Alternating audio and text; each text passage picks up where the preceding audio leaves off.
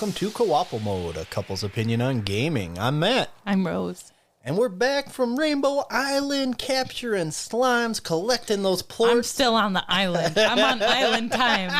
You can't make me leave. I decided to live here now. Yeah, I live here now. I mean, if you're gonna pick a video game to live in, there's not like that's up there. That's a top 10 island to live on. Monster for sure. Hunter and Slime Rancher. I'd rather live. Look, I'd I pick love Slime Rancher Monster. first. Yeah, Slime Rancher's way safer than Monster Hunter. No, but Monster Hunter's really cool. The Palicos would be a hard sell. Oh my. I didn't even think about that part. Oh man, that's a tough choice. Oh, I man. could have a Palico friend. So normally I ask you like, hey, what do you think I'm gonna make you play? Well, I was gonna guess Pal World, but according to you, that is not what we're doing. So Hi, Minnie. that's my cat scratching her ear. Sounds like Thumper. Speaking of Palicos. Yeah, see, like I said last episode, I was so tempted. I'm like, oh man, this would be really fun to make her play, and I might break down. I don't know, but like I couldn't. For now, it's something else. I couldn't, in good conscience, go to early access game back to back. Plus, the more time that happens, then it just bug fixes are going to happen. The game's going to work more like it's intended. Because definitely in Pal World, there is some bugs I've run into, especially with the building. So we'll save that for another day, most likely. So the game I'm going to have you play is Fable II. Action RPG Fable 2. God dang it. You gotta get over this RPG stuff. Okay, first of all, action RPG is see, okay. I'm going to put a glimpse into Rose's brain right now, everybody. Anytime I say the words RPG, it's a curse, and it makes her think it's like old Final Fantasy, it's Chrono Trigger, it's Dragon Quest. It's the old school, side-by-side, wait your turn, make an attack. Because you make me play those kind of games a lot. I do, but You're like determined. You're like, I'm going to find one you love. And I'm telling you, good luck. There's a reason I'm doing this, because I feel like, so this is the conversation we had. I was telling you about how I was excited for Dragon's Dogma 2, right? And I talked about Dragon's Dogma. And you made it sound really cool. Yeah, but I think, and we need an action RPG warm up. We need like a warm up before we get to that one. That makes it sound so scary. It is, but here's the thing. You played Monster Hunter? Yeah. And I think Dragon's Dogma has a lot of Monster Hunter energy in it, and you can get that. You need to get the exploration questing side of it, and Fable 2 is a great starting point. And I picked 2 for a reason. I thought about picking 1, but 2 of the 3 Fable games, 2 is rated the highest and generally thought of as the best one of the 3. And they are working on a new Fable right now. Microsoft is with, I think, Playground Games. And I am excited for it. So it's exciting. All so we're going to get into it. So Fable 2 was originally released October 2008 for the Xbox 360. It's a million years ago. It felt like a long time ago. It was developed by Lionhead Studios, who previously was known for the RTS games called Black and White, which were very interesting RTS games. It is published by Microsoft and has scored an 89 on Metacritic. That's a good score. Yes, it is a good score. Now, they... setting me up to just be a hater ass in the second part. I hate it. The pressure. the pressure. Also, the Fable 2 also added in the option so you can make a female or male hero. The original one, I think, only had the male hero. So yeah. So it's kind of nice, a little more inclusivity. They sold about 3.5 million copies as of March 2010, though it might be closer to 5 million today. I was having trouble finding more recent numbers, but the interesting thing about that is 790,000 of those copies was sold the October it was released. Oh, wow. And it was released like mid-October, I believe. So it sold almost 1 million copies within like the first few weeks, which is insane. Huge. Now, it also was voted IGN's Best of 2008 and Best Original Score on the Xbox 360 for 2008. It was Best Game Award for Joystick and X-Play. And the British Academy Video Game Awards voted it Best Action and Adventure Game of 2008. It won some definite awards. In 2010, it was included as one of the titles in a book titled 1001 Video Games You Must Play Before You Die. So I'm helping you with that. And in 2023, this one was actually interesting. GQ? Oh, yeah. Yep. They did a poll in which they surveyed video game journalists across the industry, and it was voted as the 93rd best video game of all time. Wow. It broke the top 100 for people. Oh, boy. That's the pressure. Oh. Like, I'm going to hate it, and then everyone's going to hate me. You poor soul. But I just want to, this. Why am I weird? No, it's okay. You're not the only one. Like, there's billions of people in the world. Well, there's always somebody. Yeah. Somebody didn't like Dome Keeper, so I mean. Yeah, right? There's always some weirdo There's always some weirdos. So I'm just going to give you, a little quick Fable history rundown. Now, the first game, Fable, was teased way back in 2001 by Lionhead Studios. Now, the lead designer and Lionhead co-founder, Peter Molyneux, and this dude. What? This guy is what's the word? A classic case of overpromiser. Oh. Every time, this guy is always overpromising on his game. Yeah. Oh, it's gonna be great. It's gonna be huge. It's gonna be big. It's gotta have all this crazy stuff, and then the game comes out and it doesn't have those things, and then people start talking about oh, you failed to fulfill all these promises, but he's kind of the definition of no press is bad press.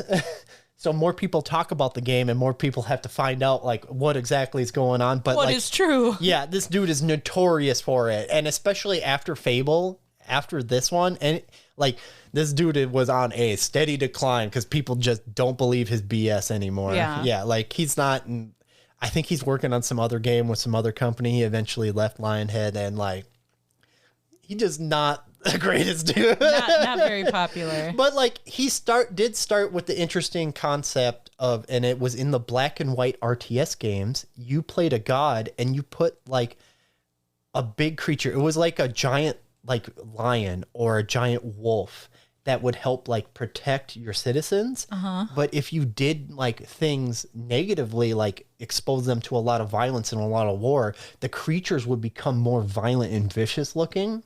And if you did a lot of good things and tried to be peaceful, the lion would get a holy light, it looked better and look more holy. It was kind of, and so he brought that into the Fable games, which is one of the biggest things they're known for is the morality system. Yeah. I remember that. Yep. And the interesting thing is how the morality system actually affects how your character looked. So in the original one, if you be focused on just doing good things, you kind of develop a halo, you kind of glow with light. If you become evil, you get these sick devil horns and you just look menacing. Forgot about that. I can just run around and be a little shit the whole time. Yeah, you can. I always have trouble with that. Yeah. See, this is me. I always think, oh yeah, this is me. I'm going to play my evil run through. And then I just can't be mean to these video game characters. So I always have to do a good run through and then a neutral run through where I'm a selfish guy. And then I can build up to being just a total D-bag. Because I just can't. I have to ease myself into it like a jacuzzi. So the first Fable, Peter Molyneux promised an experience like no other, that the game world would revolutionize the RPG. And when it came out, it was originally seen very poorly because the game didn't have enough content and the amount of unfulfilled promises by him, which he did apologize for. It just garnered... Sorry. Yeah, on the rug. That's exactly it. And that's what he would do. He would apologize, and then he'd talk about, hey, we didn't have the time to do this. We didn't have the money to do this. Their overambition in trying to make this original Fable kind of left Lionhead Studios in a bad spot. Low stocks. So it led to them getting bought out by Microsoft. And when that happened, they made the extended version called Fable: The Lost Chapters, which added in a bunch more content and a better ending. Like, if you're going to play the original Fable, this is the one you want to play. Sure. Or I think they have an anniversary edition, which is a little bit... But, like, that one was seen so much better and more complete. Mm-hmm. And people really enjoyed it a lot more. And so the success of that led to Fable 2 coming out, which was just a critical and commercial success right off the bat. They just kind of improved off the formula of the first game. The story was pretty interesting. Like, they even brought back a character from the original one, the sister from the main hero of the first game, which was kind of interesting. And, like, the characters you run in along the way that drive the story are more interesting. So it's not just you driving the story forward by yourself. You're finding these other characters, and they're kind of helping you, and you get that experience. Okay. Now, the third game, Fable 3, came out in October 2010, and that one... That's pretty fast. Yeah, they released that one really quickly. I do like Fable 3. Eventually, Fable 3 makes you become a king, and you have to, like... make some hard choices in the game, and I thought that was interesting. Mm-hmm. But I just think overall the adventure and the story just wasn't quite as good as 2. But like some of the combat systems work better. Like it wasn't bad. It just, I think 2 overall did it better. But it just like they made like a Fable Journey VR game with the Kinect. They made like a Legends, which was like, or they were working on Legends, which was going to be like this big world where you could play with up to like 3 buddies and like explore the world. That's what our friend Joe was mad about getting canceled. Oh. He's like, it was going to be so good and it got canceled. So he was pretty butthurt about that one. No. But now they have the new one they're working on. I've seen the trailer for it. It looks interesting. I think it has a lot of potential to be really good because Fable has always had this tongue-in-cheek kind of attitude with everything. Mm-hmm. It's a little goofy. It's a little silly. It's a little playing off that like goofy old British humor very much so. Because like Albion is like kind of like a medieval British area. And like each game kind of advances the era. So the third one, you're in like the Industrial Revolution and like... So it's kind of cool to see how things change as the different games kind of advance the time. And it looks amazing what I've seen so far, and it's running off the Horizon, the Forza Horizon engine, which is like a car racing game. Really amazing looking car racing game, and that's what the new Fable game is running off of. So it's going to be interesting to see what happens, but it has potential to look gorgeous. Interesting. Yeah, right? So isn't that kind of wild? Yeah, I can't. Yeah, they have their own in-house, like... My brain just kind of doesn't compute mixing those two things together. Yeah, right. And it's hard because when you say car racing game, like you think arcade game, those corny ones, and those look like crap. Yeah. Or you think like Mario Kart, and like that's not it either. No. So... No, the Forza series is very well known for being very good-looking games. In a car racing game? Yeah, the Horizon ones let you explore a whole map. Never seen it, so I guess I have no idea. Yeah. Well, Need for Speed, those were kind of cool. Yep, also feels like a million years ago. Yeah, right. No, like, I should show you some video footage of it after this, and I'll see what you say. So, like, just some interesting things is, like, I think Fable 2 is the first game to implement this, but it's the first one I remember personally. Mm-hmm. When you had a quest, it gave you like this little glittery trail that would show you how to get to the quest. It wasn't just an arrow, go this way. Good. It's a literal like cookie crumb trail to follow to the quest area, which was very kind of nice. Yeah. You can just go anywhere in the world. So much time like going the wrong direction, having no idea where to go in some games. That drives me insane. But the nice thing about that is if like you see something you want to go check out, you can go check it out. And then the line will take you where you need to go. Yes. Like it's not like, okay, how do I get back to where I was so I know how to get there? Especially when you get into like a huge world. It just yeah. That's a thing that can immediately make me feel overwhelmed and I'm like, nope, don't want to do it, you know. And You get a dog companion almost immediately. Okay. And he'll help you fight. You can teach him tricks and throw a ball for him.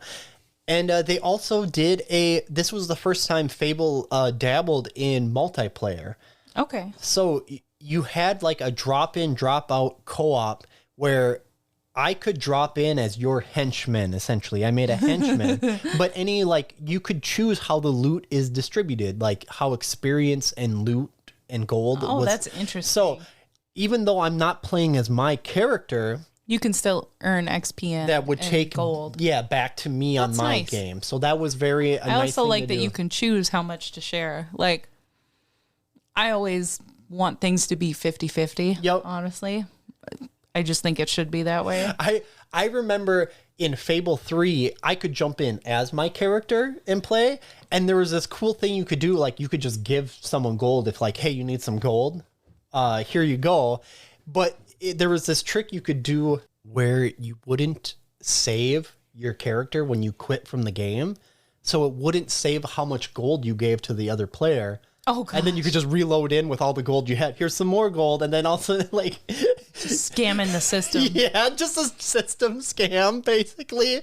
I think Fable 2 had a one where you could set the clock forward to trick and get all the rent from all the buildings you own. Oh. Like set it forward like 10 years. As a person that's rented, that sounds horrible. All of a sudden you come back in, you get 10 years worth of rent in the game. Oh, yeah. There are some funny things people did, but I think this is just a nice it's a nice adventure. It's fun.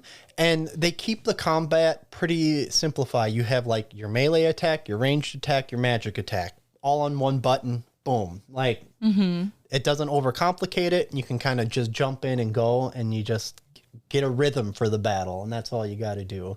How is the battle? Is it boring or is it? I'm trying. Okay. Now this is the tricky part. It's been a long time since I've specifically played Fable 2. Okay. I remember playing Fable 3 a little more, and I'm pretty sure they are very, very similar. And I can't remember. There's one mechanic I'm not 100% sure on. And the last one I played the most was Fable 1, and Fable 1's kind of clunky when it comes to combat. Something to look forward to. So I think you're just going to have to experience it. I'm sorry. Okay. And then you'll tell us all about it.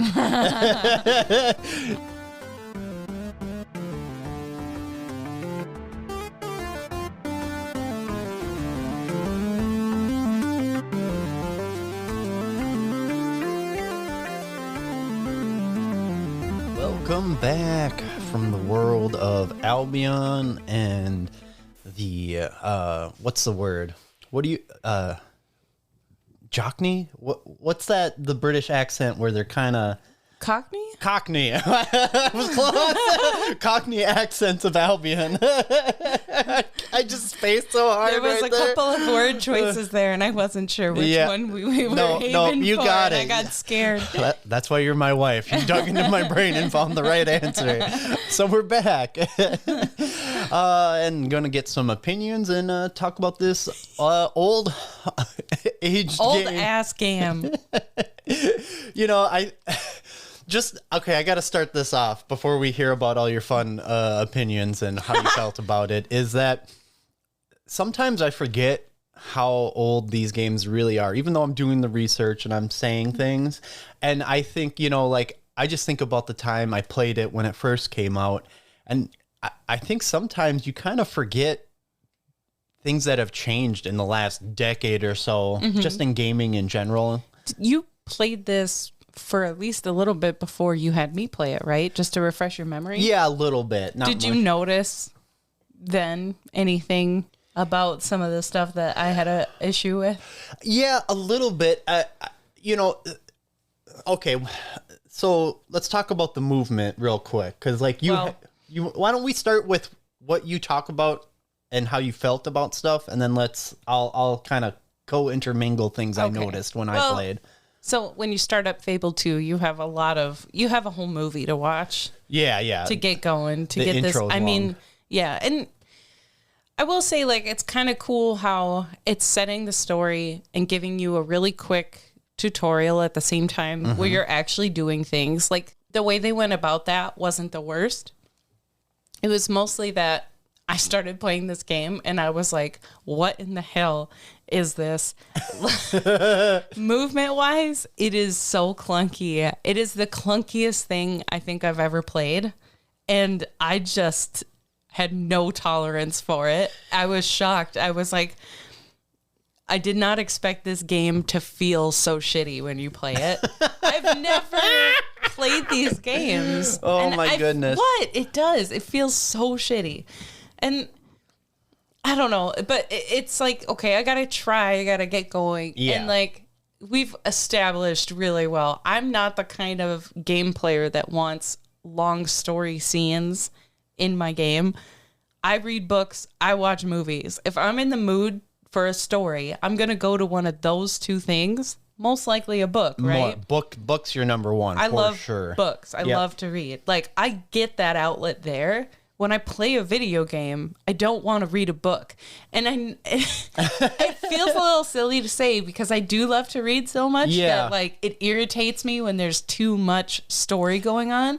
But I think like, especially in most of the time in a video game, and this is a great example of it, it's so much story right off the bat. And it's like, I don't care. I don't have any feelings toward these characters. I don't like... They're trying to get you in it so fast to keep your attention, and they're moving the story along. There's no room for like getting attached to a person, to watching them struggle and grow. Really, it's a different format. It's very, very different, right? I mean, people talk about all the time, like from a book to a movie or from a video game to a movie, changing that media really makes a big difference, and it's really hard to do, right? Yeah. There's something about that media going backwards for me to a game that I'm like, I hate this. I'm the opposite. I think that's weird. I don't know why I'm like that, but I am.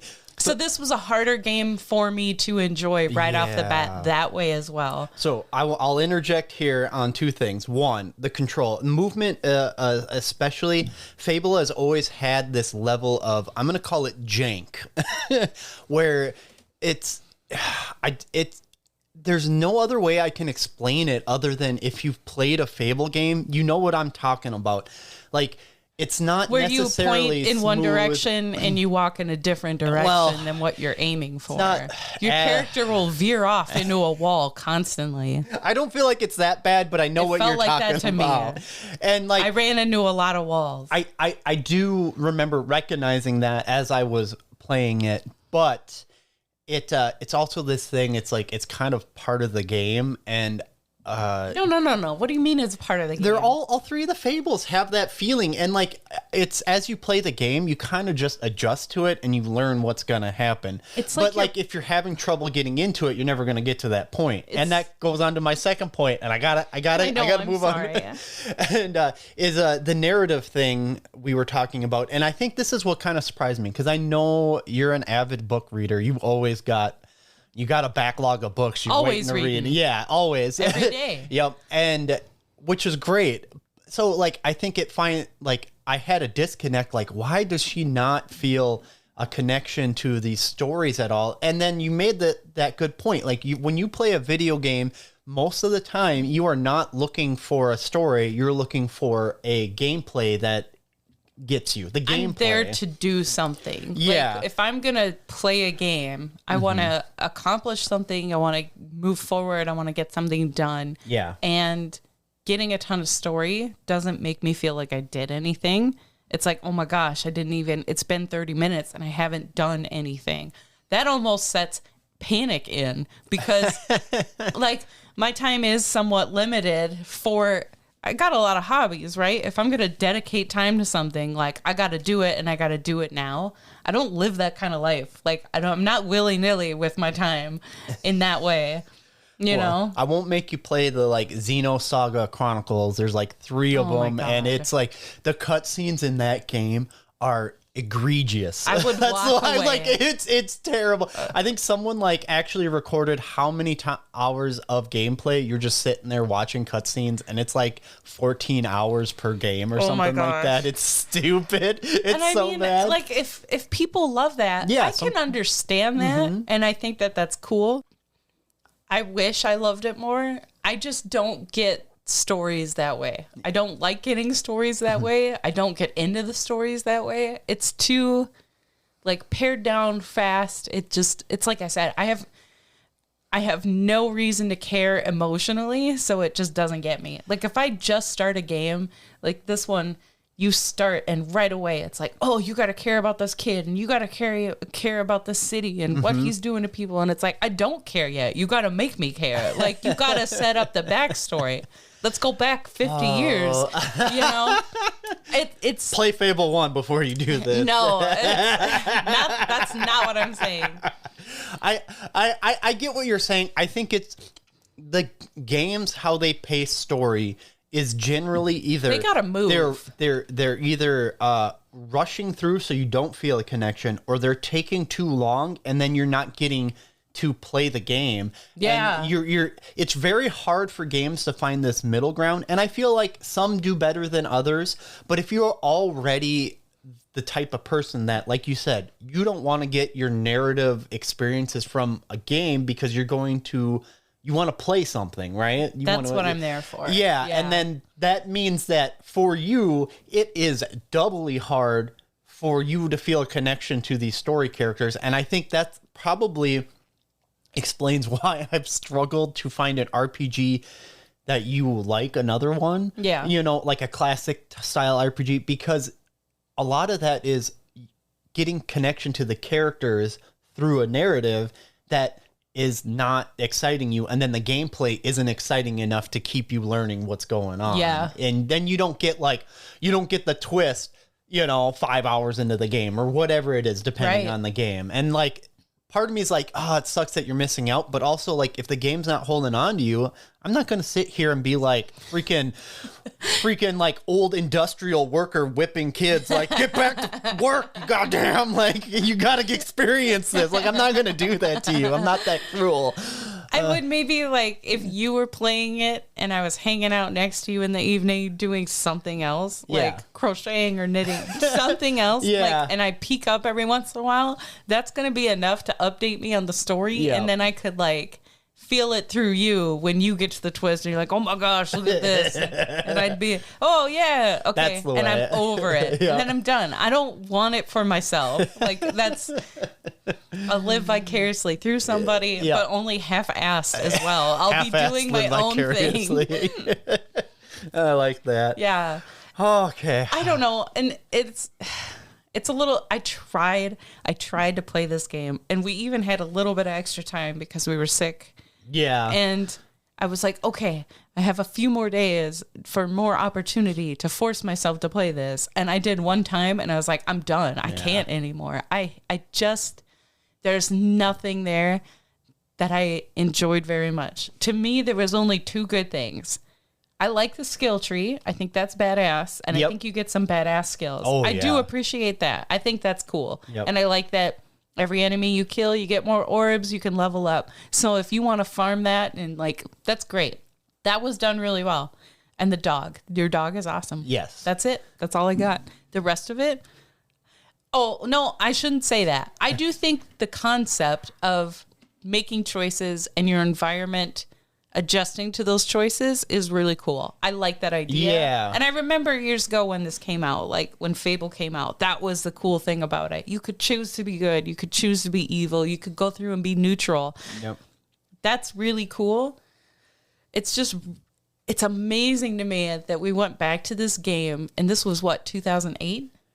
Oh my gosh, I gotta look it back up. It's been too long since I did the beginning. But it's not, an old game, yeah. It's old, but like it's not that old. You've had me play old games that feel so much better than this one. And I think that's why it kind of shook me a little bit. I was like, this kind of sucks. And I'm surprised that it sucks this bad, And I don't know, man.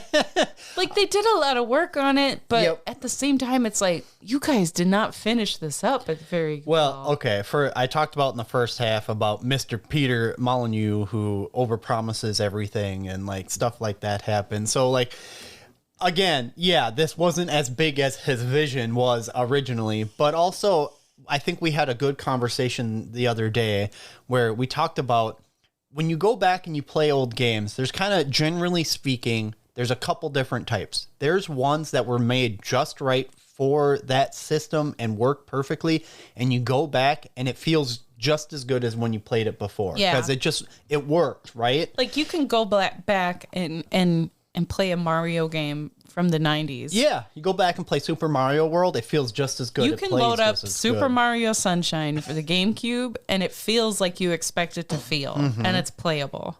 And that's one of the And that's older than this game. yeah. Same generation, I think. But of consoles, GameCube, Xbox, and Sure. yeah. But I think the other thing is you get these games like Fable that does the start of a lot of these things that become popular. Like I said, the little treasure trail leading you to your objective, which is nice in like That was big nice. game world. So you don't have to like overthink how to get back anywhere. Like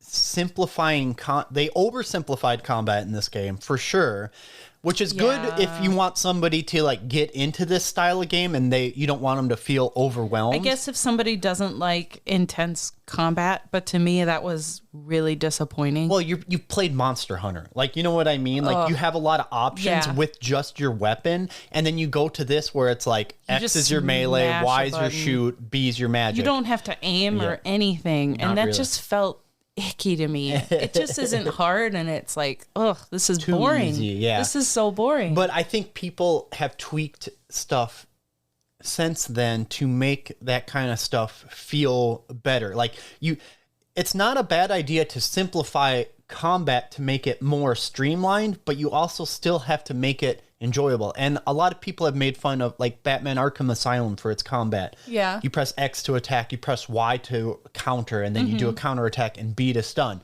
Like, it's a 3-button system as well. But is. how good does the combat feel in Batman? Like, you actually feel like Batman, right? That's actually, but it's more timed. Yeah, And like that helps. Yeah, if you can only have a few buttons to dedicate to combat like that, having them timed, and so that when you're playing, you have to time it out right, and you have to press the right ones in the right order to make different things happen. Yep. That does feel better, right? Yeah. It does feel like you're actually doing something. Yeah. And that's the big difference between that game and this game. So yeah, I would take the combat in Batman.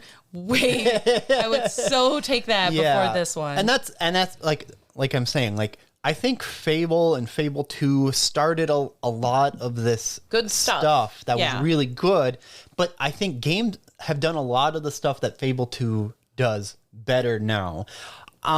Which, I mean, that's how art works, is like you look at something and you're like, I like half of this. Yeah. I would rather do it this way. And then you do it. And honestly, it is cool to see. Again, this feels like a game, like you keep saying, that was the beginning of a lot. It's cool to see where a lot of these ideas came from. Yeah, exactly. But as far as going back and playing it, ugh.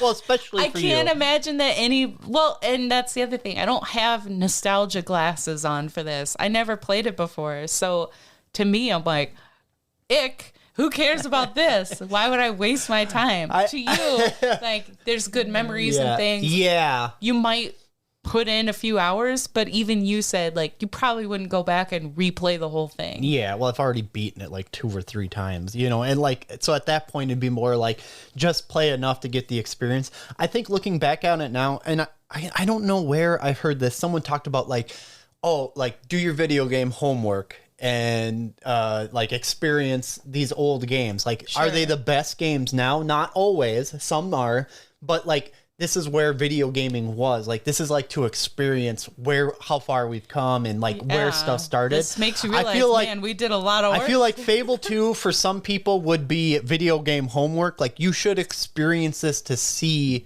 what it was at the time. Yeah. But also, I do think for somebody like just like, if they're really interested in like an action adventure RPG, this one is a simplified in a way that most people could do it without having to worry about like dying all the time. And it isn't a Dark Souls game. No, you don't have to die all the time. You will die. Like there's places if you go, you will die. Like you get overwhelmed. But like, especially to get started, you're going to figure out kind of how things work. I think it still has the old pause menus, like where everything is kind of a list, and that gets tedious to go through those lists sometimes. Like it's little things like that like, it's just a game of the time, right? Right. Mm-hmm. But games have gotten really creative in how they handle their menus and how they lay things out for you, how to access different areas of your play, and that helps a lot too. That's a good point to make. Yeah. Because in Fable 2, it's a whole list and there's all this junk, and I'm like, I just don't care enough to even pay attention to most of this. Yeah. Like, I'm gonna upgrade my skill tree and then I'm good. I think I upgraded a weapon. I don't know. You did buy a new weapon. Yeah, it's so much like cutscenes and dialogue, and it's so much like there's so many people walking around and they talk to you so much, and there's just it's so overwhelming to me. That kind of game, just it's that crawling under my skin feeling. Like I can't enjoy it at all, and it's so many silly things like, oh, you got to meet this person here. Oh, they're not going to show up for 3 more minutes, and it forces you to run around the town and like look at stuff, and it's like, I don't want to. I don't care. I went to the blacksmith and did a job where you pretty much just hit a button. The job mini games. That's so boring. It's so even when the gameplay itself is boring, on top of all those other things. Yeah, I feel like the mini games could have been a little more entertaining. Which again, I think at the time that was a cool thing because like games didn't have stuff like that most of the time. Yeah, you want to grind out some money? Here you go. Here's a job. And I remember doing one, like I think my second run, I went into that blacksmith and made 1 million swords. Yeah, I made so many swords that I maxed out my blacksmithing skill. Because as you level it up, you get more money per sword to start with. So like, and then the longer you can do it without making a mistake, you get a multiplier then. So I was just like, 1,000 gold. Like I was just like raking in money, and then it's like, I just buy whatever I want now. Start buying up houses, get passive income. See, but be a landlord. Were you a teenager then? Oh man, you were pretty young. Yeah, I was a teenager. You had no responsibilities. Yeah, that's the thing. You have the time to do that. I do not have the time to do that. Oh my goodness. I do think that it's a cool idea where it's like, hey, I'm this hero and I'm going to go on quests. I'm going to stop bandits and goblins and whatever. And like, but is that really like financially responsible for your character? Not really, unless you find gold and gems lying around. And like the fact that it's like, just go get a job for a while and like you can make money to buy your stuff. And it's like, that, I like that. Part of that feels realistic. Yeah. And like you said, also the decision-making stuff that affects the world really is like cool. that. Like, literally, one of the decisions you make in the tutorial affects the main town of Bowerstone. Like, one of the areas can be this nice, upscale, pretty flowers, nice houses, and if you do something different, it just becomes like a criminal slum. Like, and like, I think that is interesting, and that happens, like several times throughout the game. You can make changes, and then just the changes to your character and your dog, depending on what you do. Yeah. Yep. It's interesting too how the decisions you make, even if you make a good decision, it can actually have some different bad effects from a different area that come at you. And I think that's really cool. There's a lot of good concepts and a lot of good ideas in this game. Playing it is very hard. It was not for good. Me. Not good. But yeah, so there's a couple cool moments I saw when you were playing, and one was like you beat the first group of bandits that are causing you like, oh, you can't go to town because these bandits are in the way. So you go and fight them, and you're about to release these people that were captured and are going to be sold as slaves. Yeah. And this guy, like, so they're like, hey, the key's in the house, go get it and let us free. So you go grab the key, and then this like slave trader comes out like, no, don't do that. Like, if you give me the key, I'll give you some money or, whatever. And like you could have just went and opened the door and left the guy, but you switched to attack people that aren't your enemies, and you just kill the guy. Like, you killed the bad guy. He's a slave trader. Yeah, and like you can make that decision, and I liked that. Like, you know, I thought that was cool. Like that you can do that. Yeah. I like there's moments like that you can do in this game that are a lot of fun, and I want to talk about some of like the story beats that you hit throughout this game. Like one, like you were heading to meet the one of the three heroes of strength. Yes. And it's like this woman monk with like this big hammer. She's super strong, right? And she's just wrecking stuff. It's you get these interesting characters that you meet, and always like these choices you got to make, especially at the end. Like you gotta, like, I think you get like 3 choices you can do, and one of them ends up like your dog will die. Oh, yeah, though such a good dog. Yeah, but in the DLC, there's a way you can bring them back if you made that choice. You know, there's ways to do it. But I think you made a really important point in Fable 3. Sometimes making the right decision ends up harming more people in the long run. Yeah, it's the trolley experiment. Yeah, and I think Fable 2 was probably more interesting and fun overall. Like, it was more typical adventure. In Fable 3, you become the king, and you have to make these decisions. Like, you dethrone this king that was, like, hurting people, right? Well, you found out the reason he was doing that is because he was trying to amass money and amass this army to protect against this evil force that's going to attack that he, like, had a vision about. When you become king, you have a vision. So you need enough money to finance that. And if you don't, this attack happens, and yeah, sure, you go out and do your hero stuff, save as many people as you can, but like it like can cripple your town after that big end game thing. So you find out, like, it's like you said, trolley problem. What do I do? Do I hurt like these few people to save like everybody else? And it was a hard thing to do, because like if you didn't care, you didn't care, right? But so it was kind of an interesting way to go about it. Yeah, I thought that was kind of cool. And I like that.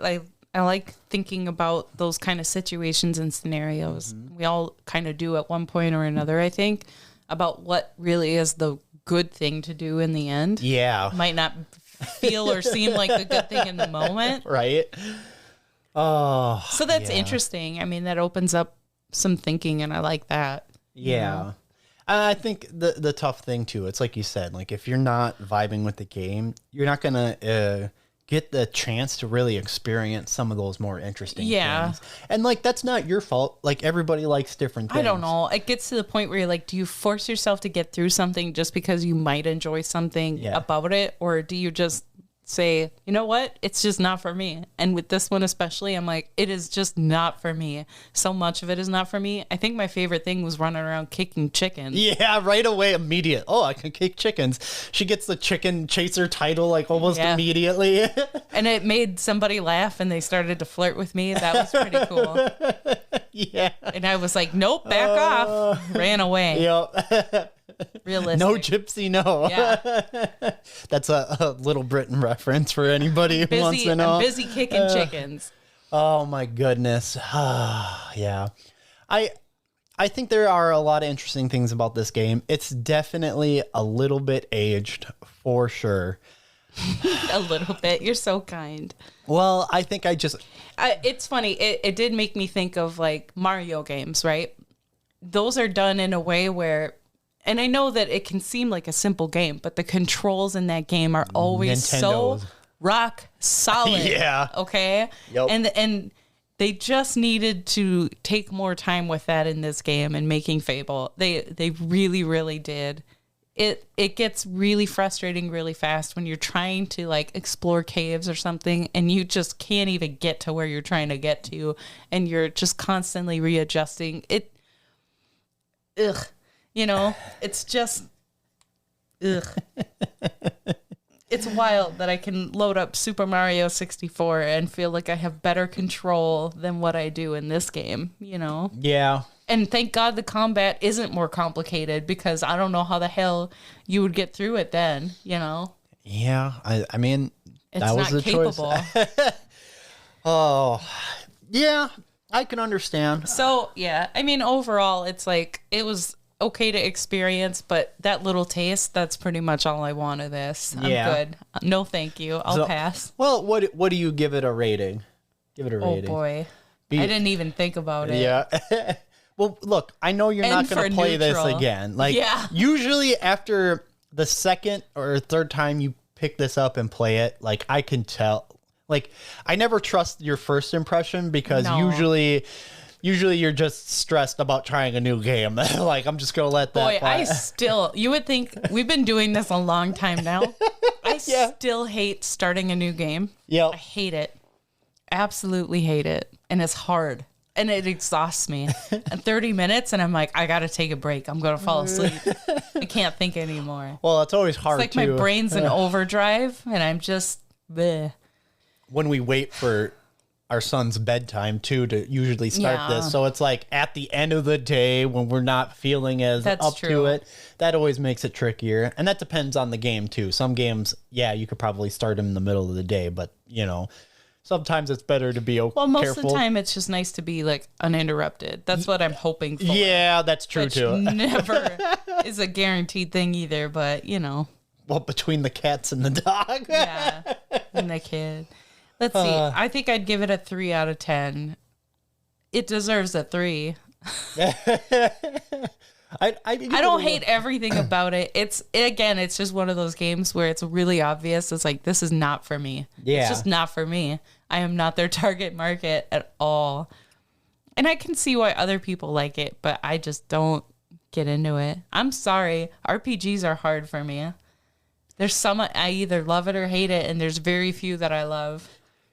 Yeah, and this is like, when you usually say RPG, I think you always think of the typical Final Fantasy, Dragon Quest, everybody standing on one side of the screen attacking, right? Mm-hmm. And that's what most people think of when you say that, until you remind them that like almost every flipping game has RPG elements nowadays. Elements. Yeah. But elements are not, I do like elements of RPGs. Yeah. I don't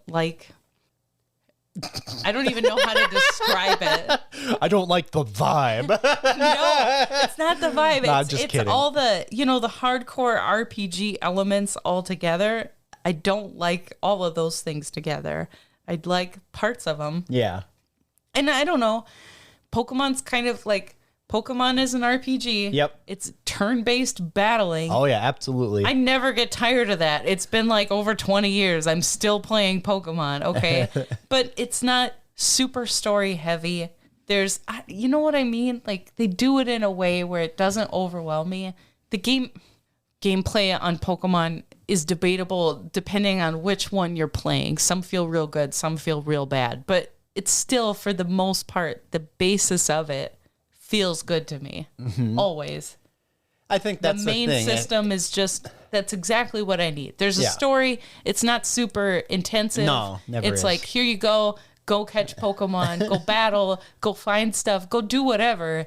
We don't care, 10-year-old kid. I like that. And it's challenging at the same time too. It's not always easy. Mm-hmm. So it's just, but there's not 5-10 minute cutscenes of shit going on. Even in the moments when Pokemon does get dialogue heavy, I'm slamming that A button like, let's go. That's why you're not noticing it. I don't care. Yeah, but I do that on every game. So if it feels longer, if I have to do that more often, it's more irritating. If it doesn't let me jam on the A button to get through all the text, then I'm irritated. Oh, yeah. Oh, my goodness. Let's go. Yeah, we've been enjoying the Pokemon trading card game over in our house lately. That's kind of the honorable mention going on over here. That fire got lit. Yeah. Thanks to our good friend, Joe. Yeah, he was on the Donkey Kong episode. Yes. Yeah. He brought over some Pokemon cards for our son. Yep. He started collecting. Oh my gosh, we had to get out all of our cards. The Scarlet Violet 151 set. So anybody listening, essentially they came out with a set that's the Generation 1 Pokemon, all 151 from Bulbasaur to Mew. And it just like, it's hard. This is what I grew up with. this is what came out when I was a kid. Like, I always have a special place in my heart for the first generation. And that's not saying that there aren't Pokemon I love past that, because there definitely are. But, like, he wants to collect the whole set, and, like, it just kind of lit a fire. And we got out our decks. We're battling. We're doing all the stuff. We're remixing our decks. We're doing this, that. Yeah, it's been a lot of fun. Yeah, I've been enjoying it. Like, it's been a while since the Pokemon card game fire has been lit, and it's kind of fun to be back that torch is burning at this house. It always comes back around every 10 years or so, it feels like.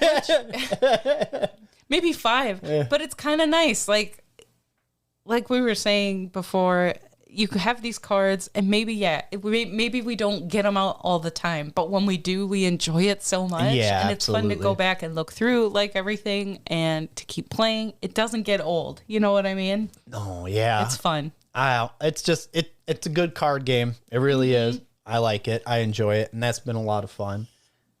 Oh yeah, I've been a secret release on the Xbox Game Pass. They came back out with a game called Bloodstained: Ritual of the Night.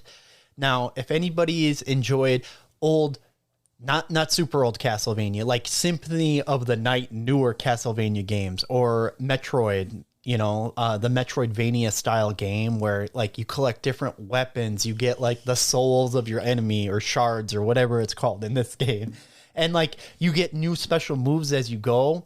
And it's just kind of fun to explore. I've been kind of grinding out the enemies to get all their drops, because they drop all sorts of different stuff. So you never know what you're going to get. And you can use that to make weapons. Like, everything flows together pretty well. I would say it's not the smoothest feeling, but it's fun. Like, I can't quite put the word on it, because, like, everything works as intended. I think just sometimes the interactions between the enemies and your attacks, you can kind of get bumped more often than you like, is a way to put it. But that might be my fault, because I'm trying to grind out these enemies, and, like, that could be a user error. But I definitely think, especially if you got Xbox, you got Game Pass, give this a try if you love that Metroidvania style game. It's very fun, and it kind of jumps you into it pretty quickly, which is nice, and I appreciate that too. It's like you said, we were talking about earlier in this episode, where you're not always looking for that narrative in the game. And this, it has it, but you can kind of glean through it, because it's like, I just want to get back to killing demons. Like, you know what I mean? You can do that. There's in this fun game. Stuff to do. Yeah. I gotta go. I don't have time for this. I need to bathe in the blood of my enemies. Excuse me. But, unless there's any last lingering thoughts you got to say about Fable. I don't think so. I'm good. Okay, I think that's good. I just want to say I appreciate you, our listeners. I thank you for tuning in. Sorry for getting winter sick and postponing this episode. Happens. But yeah, what do you do? You wouldn't have wanted to listen to us. That's yeah, that's what I sniffling every 2 seconds. Oh my gosh, yeah, it was terrible. Oh, I hate being sick. It sucks. We all do. Everyone who listening to this agrees, I'm sure. Yes. And I want to thank Brother Ray for our caricatures. Love them. Always, always, always love them. And please go, on Spotify, there's a place you can go leave a comment, a review, say what you like about the episode, or suggest a game. Like, I'm always happy to take suggestions. There's a lot of games that I played over the years, and I forget them sometimes. So if you think there's an interesting game that Rose might like, or would be interesting for her to play, let me know, and I'll throw that into the lineup. I'm always happy to toss that. Or jump over on TikTok. I get comments there pretty easily. I check those a little more often. So I think that's it. All right. I'm Matt. I'm Rose. And this has been Co-ople Mode. You keep gaming with your bestie. Ta-ta!